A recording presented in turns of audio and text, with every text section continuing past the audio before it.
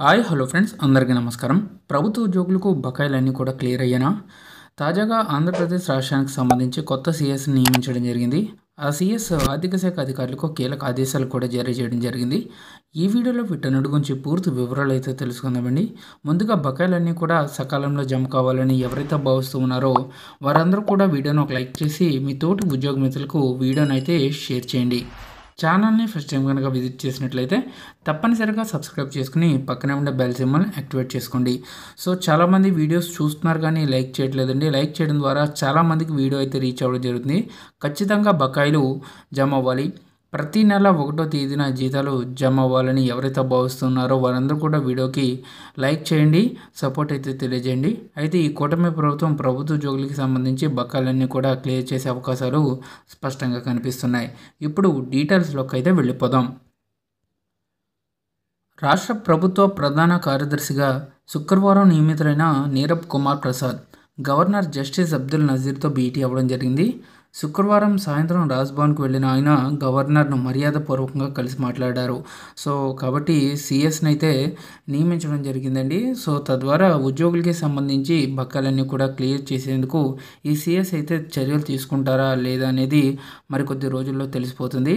So కొత్త సీఎస్గా నీరబ్ కుమార్ ప్రసాద్ గారు నియమితులయ్యారు. ఇకపోతే రాష్ట్ర ఆర్థిక పరిస్థితిపై నివేదిక ఇవ్వండి అని చెప్పేసి ఆర్థిక శాఖ అధికారులకు సీఎస్ తాజాగా ఆదేశాలు జారీ చేయడం జరిగిందండి. ఆంధ్రప్రదేశ్ సీఎస్గా బాధ్యతలు స్వీకరించిన సీనియర్ ఐఏఎస్ అధికారి నీరబ్ కుమార్ ప్రసాద్ వెంటనే తన పనిపై దృష్టి సారించారు. ఈ నేపథ్యంలో రాష్ట్ర సచివాలయంలో ఆర్థిక శాఖపై సమీక్షా సమావేశం నిర్వహించారు. ఆంధ్రప్రదేశ్ ఆర్థిక స్థితిగతులపై కీలకంగా చర్చ జరిగింది. అయితే ఆంధ్రప్రదేశ్ రాష్ట్ర ఆర్థిక పరిస్థితిపై వెంటనే నివేదికను సిద్ధం చేయాలని సీఎస్ నీరబ్ కుమార్ సంబంధిత అధికారులను ఆదేశించారు. సమావేశానికి ఆర్థిక శాఖ ఉన్నత అధికారులు సత్యనారాయణ ఇతర అధికారులు హాజరయ్యారు.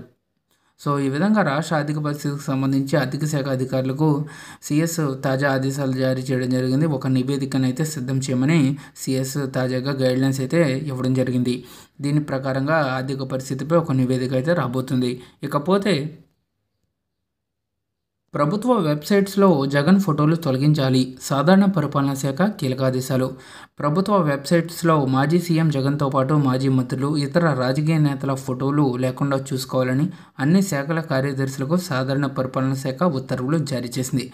ఎన్నికల కోడ్ సమయంలో అన్నింటినీ తొలగించినా ఇంకా ఎక్కడైనా మిగిలి ఉంటే వాటిని కూడా తొలగించాలని ఆదేశించింది. సో ఈ విధంగా ఏపీ ఎంప్లాయీస్కి సంబంధించి అప్డేట్స్ అయితే రావడం జరిగింది.